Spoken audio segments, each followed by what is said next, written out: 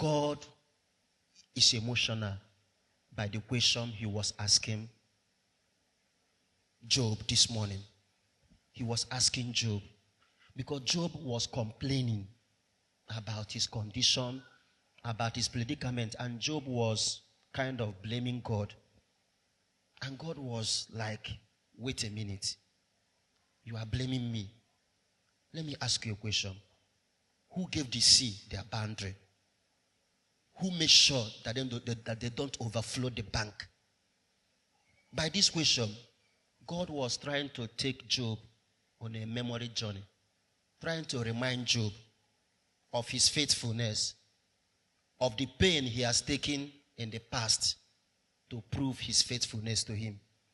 Then why all of a sudden you have turned against me? You are not complaining. It's like this statement that many of us are conversant with, that prosperity brings friends, adversity tries their loyalty. God has been faithful not just to Job, but to the people of Israel. Just a little history will prove the faithfulness of God. It was God who went to Egypt and freed the people of Israel from their captivity. It was God who led them through the Red Sea, created a path where there was no path, and they walked through the Red Sea like a dry land. It was God who fed them in the wilderness by causing manna to fall from the sky. It was God who caused water to gush forth from the stone to quench their thirst. It was God who protected them, who established them in the promised land. So a God who has done this is a God who is trustworthy, is a God who is reliable. Then all of a sudden, Job is now speaking against God. And God was like, are you serious? Who gave the sea their boundary? Who made these things possible? The memory of God's faithfulness in our life is a call to moral obligation. And that moral obligation is this, that God who has done this is trustworthy. Even in our predicaments and circumstances, it is always good to fall back to the memory of a God who has been faithful to us. Otherwise, we become fair weather Christians who only remember God in times of goodness, in times of prosperity. Then when difficulty comes, God is no longer God. I think it was William Barclay, a Protestant pastor, who made a statement that if the love of God doesn't bring us closer to God, let the challenges of life bring us closer to Him. If God's faithfulness, His love and affection towards us, if they are not enough reason for us to love God, let the challenges of life. But in most cases, the reverse is the case. When things seem to be working fine for us, we are in love with God. When things turn the other way around, we hate God. We complain. So God took the pain to remind Job of his earlier faithfulness and fidelity. I think if we read Psalm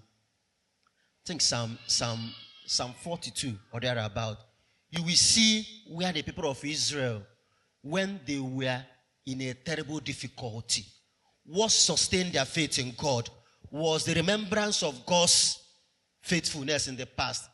In that psalm, you will hear where the people of Israel were saying, we remember your wonders of old. We remember how you went to Egypt and freed our people from captivity. We remember how you were able to do these things. So they were telling God, we know you. We know you are trustworthy. We know you are faithful. We know what you can do. So these present circumstances is not enough to make us to lose our faith in you. It's not enough. In fact, the area where I found this thing very boldly written, if you read the book of Lamentation chapter 3. If you read the book of Lamentation chapter 3, there is no record of human misfortune and tragedy you will not see there. The author of that passage was saying that, in fact, he at a point started cursing God, started cursing the day he was born. There was nothing he didn't say that has happened to him. But the author of that passage at a point said something that was very surprising. He said, despite all these things that has happened to him, that there is one thing that whenever he remembers it, it gives him hope. And what is that thing? The steadfast love of the Lord never ceases. His mercies never come to an end.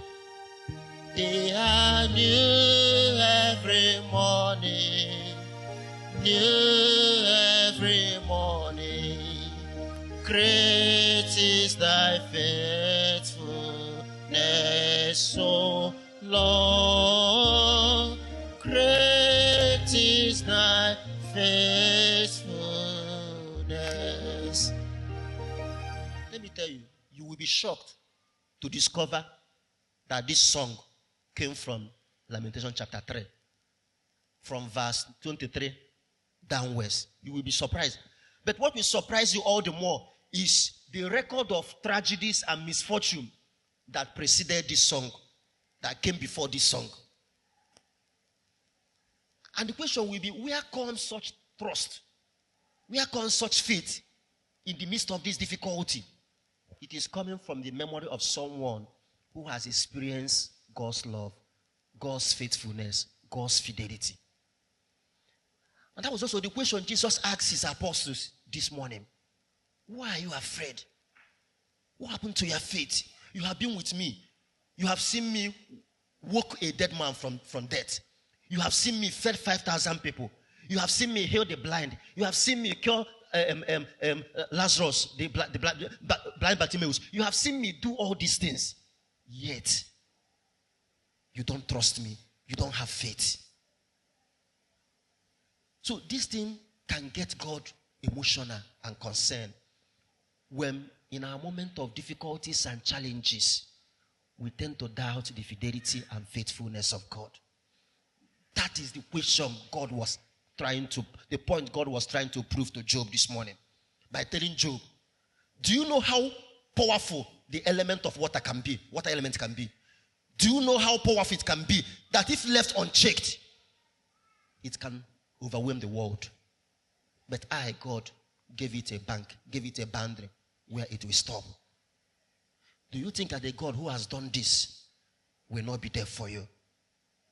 There are experiences that are meant to build trust in our relationship with people, in our relationship with God. Let us not forget such experiences when we are in difficulty.